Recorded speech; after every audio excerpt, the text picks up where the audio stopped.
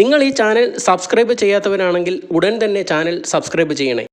ലോകരാജ്യങ്ങൾ വളരെ ആകാംക്ഷയോടെ ഉറ്റുനോക്കുകയാണ് ഇന്ത്യയും അമേരിക്കയും തമ്മിലുള്ള ബന്ധം.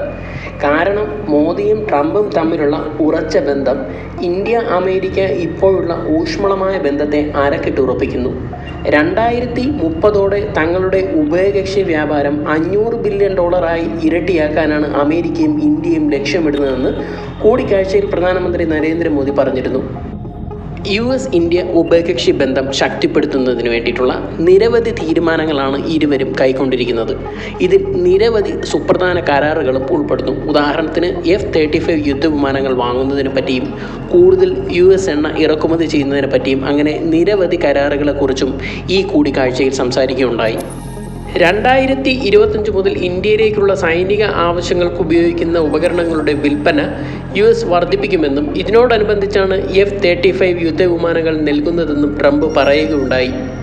അതുപോലെ തന്നെ ഇരു രാജ്യങ്ങളും തമ്മിലുള്ള വ്യാപാര കമ്മി കുറയ്ക്കാൻ ഇന്ത്യ കൂടുതൽ എണ്ണയും വാതകവും ഇറക്കുമതി ചെയ്യുന്ന കരാറിൽ എത്തിയതായും ട്രംപ് കൂട്ടിച്ചേർത്തു. അതുപോലെ തന്നെ മുംബൈ ഭീകരാക്രമണ പ്രതി തഹാവൂർ റാണയെ കൈമാറാനും US ഭരണാധികാരികൾ അനുമതി നൽകിയിരുന്നു. ഇരുവരും തമ്മിലുള്ള കൂടിക്കാഴ്ചയ്ക്കിടെ എന്താണ് സംഭവിച്ചതെന്ന് വിശദീകരിച്ചുകൊണ്ട് US പ്രസിഡന്റ് പറഞ്ഞു, ഞങ്ങളുടെ പ്രതിരോധ പങ്കാളിത്തം ആഴത്തിലാക്കുമ്പോൾ ഞങ്ങളുടെ സാമ്പത്തിക ബന്ധവും ശക്തിപ്പെടുത്തുന്നതാണെന്ന്.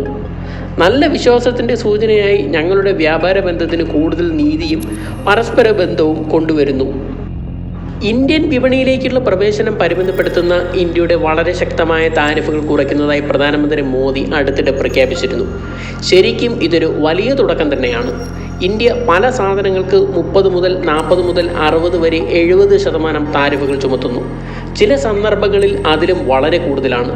ഉദാഹരണത്തിന് ഇന്ത്യയിലേക്ക് പോകുന്ന US കാറുകൾക്ക് 70% തീരുവ ചുമത്തുന്നു. ഇതുമൂലം US കാറുകൾ ഇവിടെ വിൽക്കുന്നതിന് തടസ്സങ്ങൾ സൃഷ്ടിക്കുകയും ചെയ്യുന്നുണ്ട്. ഇന്ത്യയുമായുള്ള US വ്യാപാര കമ്മി ഏകദേശം $100 ബില്യൺ ആണ്. ഇങ്ങനെയുള്ള അസമത്വങ്ങളും തടസ്സങ്ങളും പരിഹരിക്കാൻ ചർച്ചകൾ നടത്തുമെന്ന് പ്രധാനമന്ത്രി മോദി സമ്മതിച്ചിരുന്നു. എണ്ണയുടെയും വാതകത്തിൻ്റെയും വിൽപ്പനയിലൂടെ വ്യാപാരം കൂടുതൽ ശക്തിപ്പെടുത്താനാണ് തീരുമാനം. കാരണം LNG ലോകത്തെ മറ്റാരെക്കാളും കൂടുതൽ അമേരിക്കയുടെ പക്കലുണ്ട്. അതുകൊണ്ട് തന്നെ ഇന്ത്യയിലേക്കുള്ള എണ്ണയുടെയും വാതകത്തിൻ്റെയും മുൻനിര വിതരണക്കാരായി അമേരിക്കയെ മാറ്റാനുള്ള ഊർജ്ജം സംബന്ധിച്ച സുപ്രധാന കരാറിൽ ട്രംപും പ്രധാനമന്ത്രി നരേന്ദ്രമോദിയും എത്തിയത്. മറ്റൊന്ന് അനധികൃത കുടിയേറ്റത്തിൻ്റെ പ്രശ്നം ഉയർന്നു വന്നതാണ്. അതായത് മനുഷ്യക്കടത്തടങ്ങുന്ന എക്കോസിസ്റ്റം തകർക്കാൻ ഒത്തൊരുമയോടെ ഒരുമിച്ച് പ്രവർത്തിക്കുമെന്നും ഇരുവരും കൂട്ടിച്ചേർത്തിരുന്നു. തീവ്രവാദത്തിനെതിരായ പോരാട്ടത്തിൽ ഇന്ത്യയും US ശക്തമായി ഒരുമിച്ച് നിൽക്കുമെന്നും മോദി പറഞ്ഞു.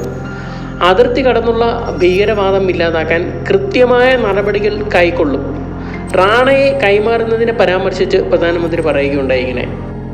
മറ്റൊന്ന് 2030 തങ്ങളുടെ ഉഭയകക്ഷി വ്യാപാരം $500 ബില്യൺ ഇരട്ടിപ്പിക്കുക എന്നതാണ് US ഇന്ത്യയും ലക്ഷ്യമിടുന്നതെന്ന് പ്രധാനമന്ത്രി നരേന്ദ്രമോദി പറഞ്ഞു. ഇതുകൂടാതെ ബഹിരാകാശ സഹകരണത്തെക്കുറിച്ച് അദ്ദേഹം എടുത്തു പറഞ്ഞു.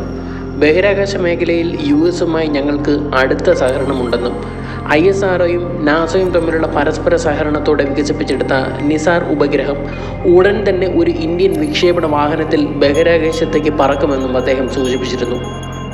21ാം നൂറ്റാണ്ട് സാങ്കേതിക വിദ്യാധിഷ്ഠിതമാണെന്നും ജനാധിപത്യ മൂല്യങ്ങൾ വിശ്വസിക്കുന്ന രാജ്യങ്ങൾ തമ്മിലുള്ള അടുത്ത സഹകരണം മനുഷ്യരാശിക്ക് മുഴുവൻ പുതിയ ദിശയും ശക്തിയും അവസരങ്ങളും നൽകുമെന്നും മോദി പറഞ്ഞിരുന്നു.